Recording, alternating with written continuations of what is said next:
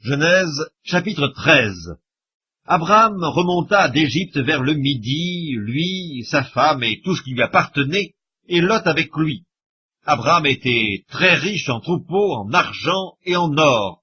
Il dirigea ses marches du midi jusqu'à Béthel, jusqu'au lieu où était sa tente au commencement entre Béthel et Haï, au lieu où était l'autel qu'il avait fait précédemment. Et là, Abraham invoqua le nom de l'Éternel. Lot, qui voyageait avec Abraham, avait aussi des brebis, des bœufs et des tentes, et la contrée était insuffisante pour qu'ils demeurent ensemble, car leurs biens étaient si considérables qu'ils ne pouvaient demeurer ensemble. Il y eut querelle entre les bergers des troupeaux d'Abraham et les bergers des troupeaux de Lot.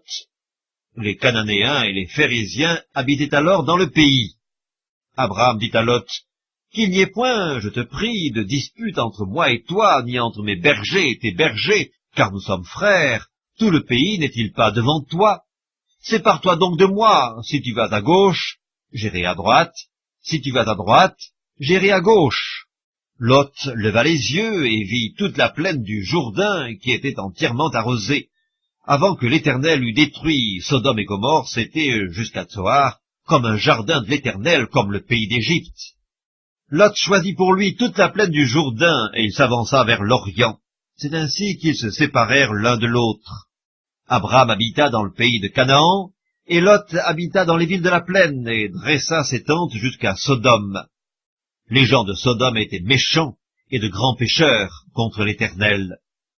L'Éternel dit à Abraham, après que Lot se fut séparé de lui, « Lève les yeux, et du lieu où tu es, regarde vers le nord et le midi, vers l'Orient et l'Occident, car tout le pays que tu vois, je le donnerai à toi et à ta postérité pour toujours.